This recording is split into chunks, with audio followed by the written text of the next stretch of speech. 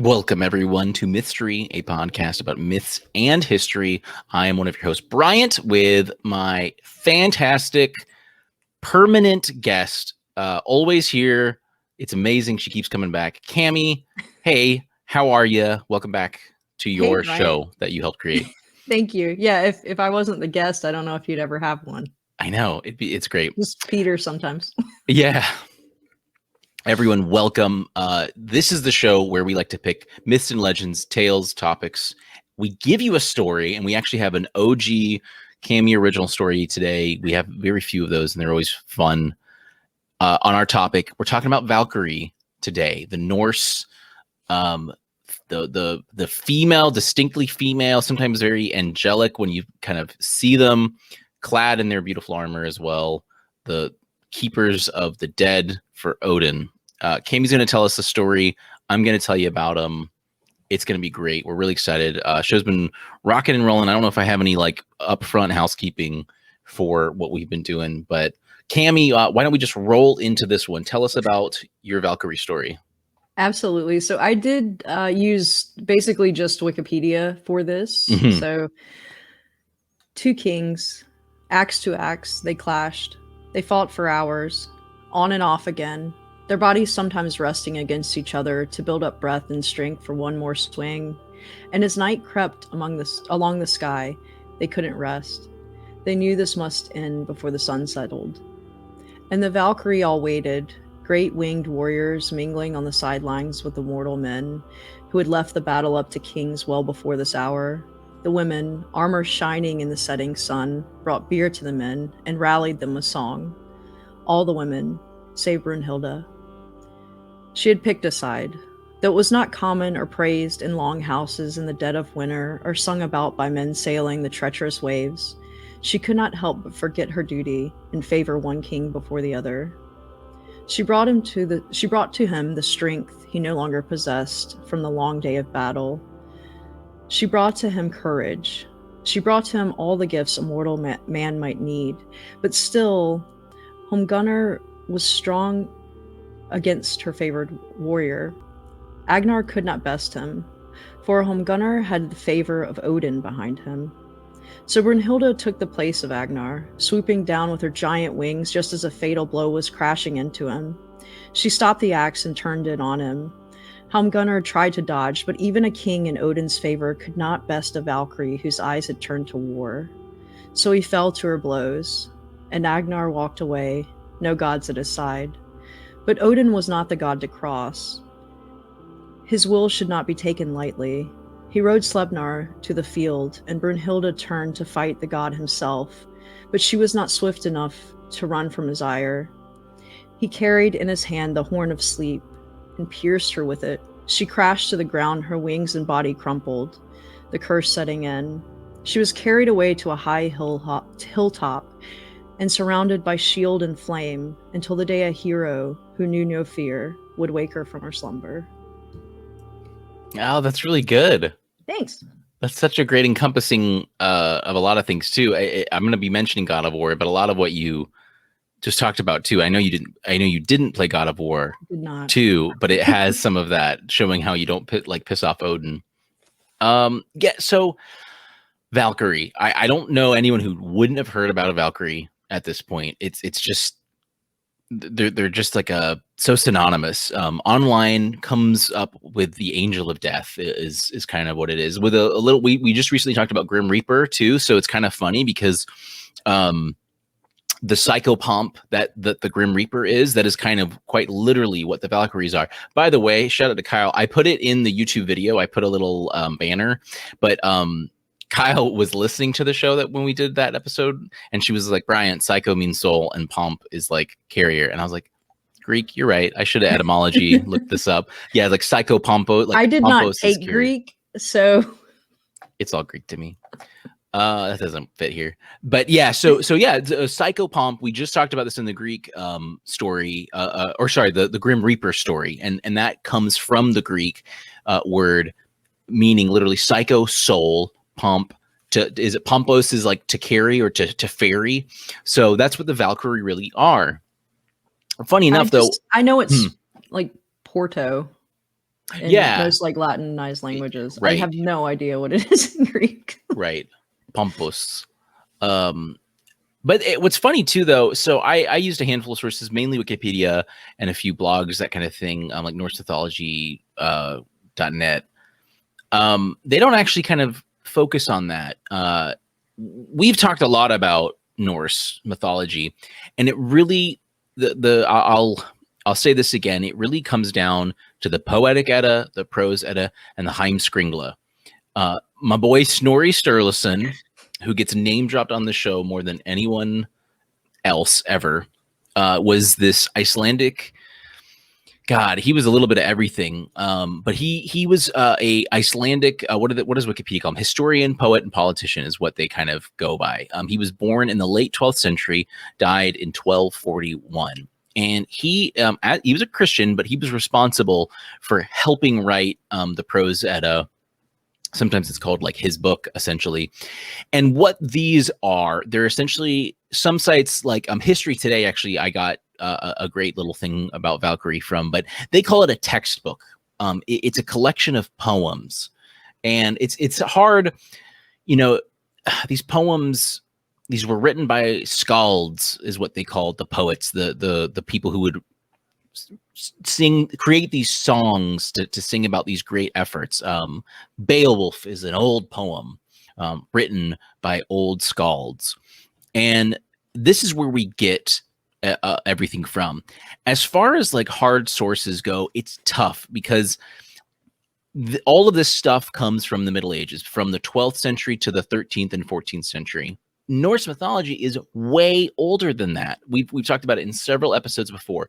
References to Thor and Odin go way back, but they just didn't write it down and just didn't have the same sort of population and societies that the Greeks, the Romans had. Even though at the same time Homer was doing his thing, someone was chanting about Beowulf on the other side of the world almost. So we do have a handful of things, charms. Wikipedia has a cool picture of what looks like it's a silver figurine, and it is assumed or interpreted to be a Valkyrie because there are these like little figurines. They're holding a sword and the shield. It's clearly a woman, I think, through the hair and the dress that they're wearing. And you would think, I mean, we do have we've talked about it in, I think, the Thor episode, hard evidence of people wearing Thor's hammer, almost the same way that Christians wear the cross. And there's more evidence to believe that it wasn't influenced by Christians. Like the Norse didn't run to Christians, see the cross, and they're like, hammer time. They were doing that. They had been doing that before then. And I think it makes sense that people wear relics of their gods. I think that's a known sort of thing. So you think that you might create a Valkyrie for protection because the Valkyrie are important. What they do is they help take the dead, the people who die in battle, they take them to Valhalla. That's when you die in the Norse mythology. And I didn't mention it earlier. Remember, this encompasses a lot, not just people from Norway. This was Germanic tribes, Danes. They all worship these people. They might have called them different things, Woden, Odin, Wotan, but it was all this sort of similar religion.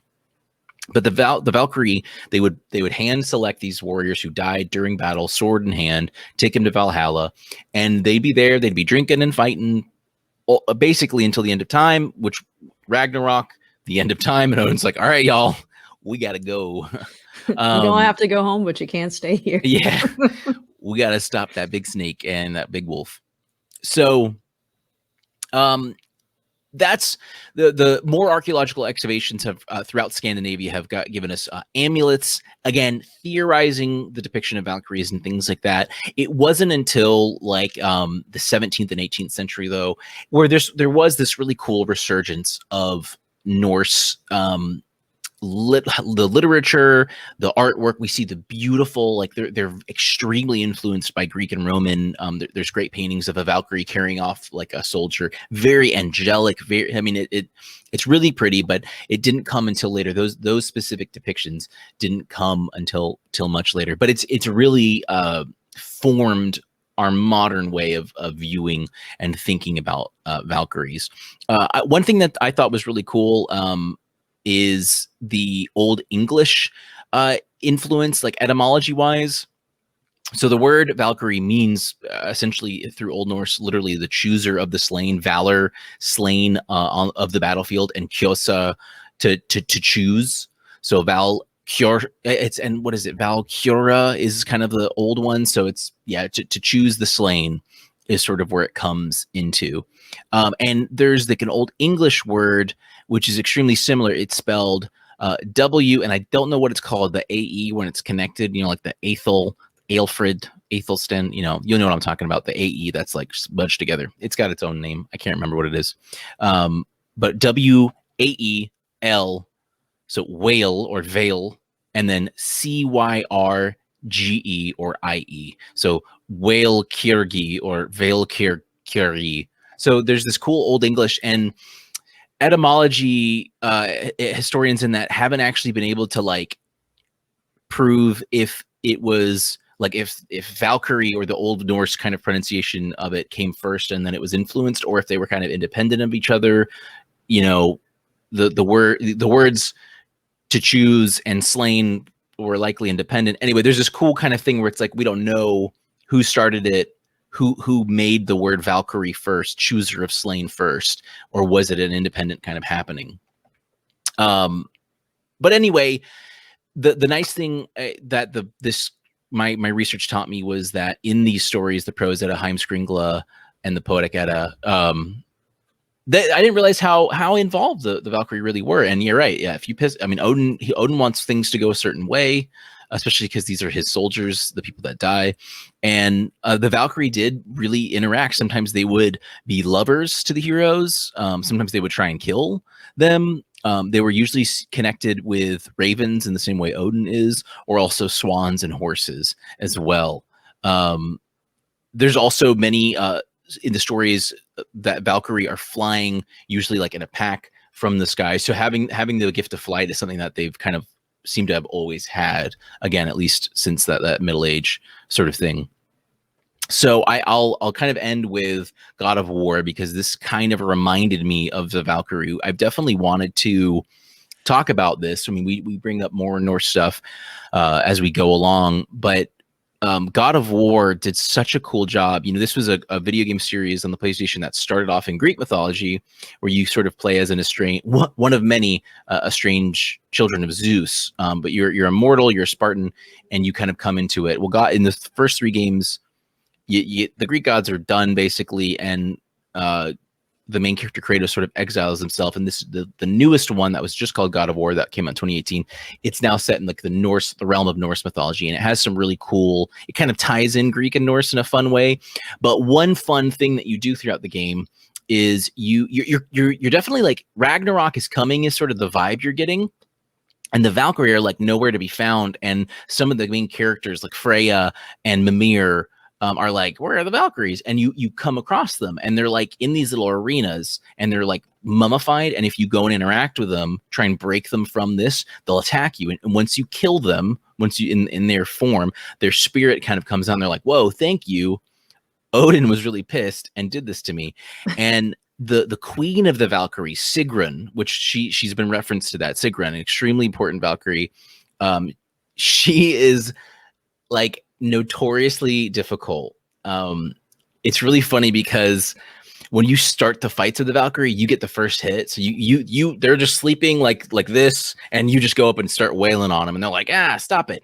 When you go to Sigrun, you go up to her, and the fight starts. She like flies down from the sky, grabs your face, and rubs it across the ground. That's how it fights, and she just pummels you. I mean, So anyway, I beat the game and I loved it. And I've talked about it in, I think, the Thor episode, but I never beat her. She's just so hard. But I finally just was like, I don't know, a month ago, I was like, let's go back. Let's do this. So I had to like retrain myself with the game because it had been a while, but I finally beat her. And it was really cool. And it was, yeah, like she was saying, Odin was upset because the Valkyrie are kind of tied to Freya in a way. Freya does, Odin's wife, they don't have a great relationship. And Freya does also manage the dead as well, according to the medieval sources. So kind of like between the Valkyrie and Freya and like the goddess Hel, this is kind of what happens with the dead. You kind of you're either like with Odin or you're with one of them. And so anyway, it's great. And I thought your story did a great job of exemplifying Odin. He's not always like mega malevolent, and he's cursed with foresight. You know, Odin is always depicted with an eye patch, and it's because he gave his eye and he literally hung himself from the world tree Yggdrasil, which we've talked about as well. And he did this to gain the gift of foresight. And That So Raven has taught us you can't have the gift of foresight because it's going to mess with you. That's how it happens.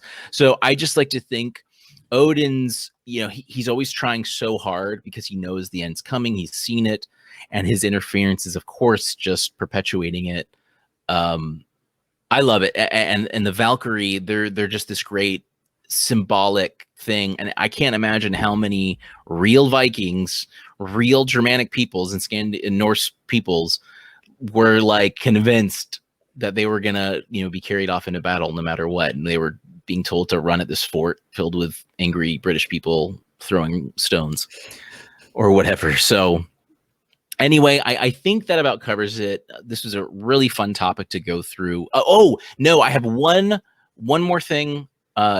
I promise, one more thing. Operation Valkyrie. Have you heard of this? World War II. It was a 2008 movie with Tom Cruise as well.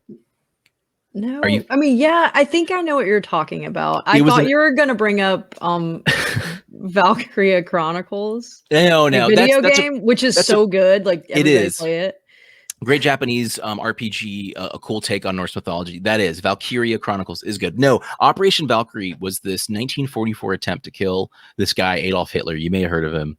He, what it was, I thought of that because I know about this movie. It was a pretty good movie too. And I was wondering, why was it called Operation Valkyrie? What was the was it just a cool word? Or Valkyr, or Walkür is the German word for Valkyrie.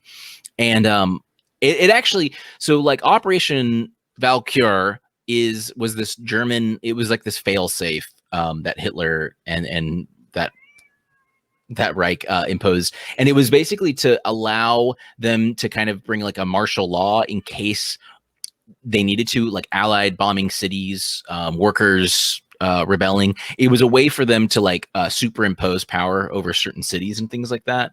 And the assassination attempt was simply abusing it and changing it, mainly with killing Hitler and his top two honchos. So I just wanted to say, if you're familiar with this and the movie, the 2008 film, great film, watch it. It's great. Tom Cruise and a bunch of other actors that so really basically nail it. It was like a plot, or Hitler had something going on that was called this, and then they just like flipped it. What they were going to do was kill Hitler, his top two homies, and then they were going to abuse Operation Valkyrie to essentially arrest the SS and Gestapo. That's awesome. Yeah, because it was like this. I really do recommend watching this film. I think it's called Operation Valkyrie with Tom Cruise. And it was a way for it was the best way to legally take control of the military, you know, because like Joe Blow, or whatever the German equivalent is of Joe Blow, isn't going to know Hitler's dead, you know, immediately. But if the head honchos say, hey, Operation Valkyrie is in effect, we need to basically declare martial law, take over these cities and secure them.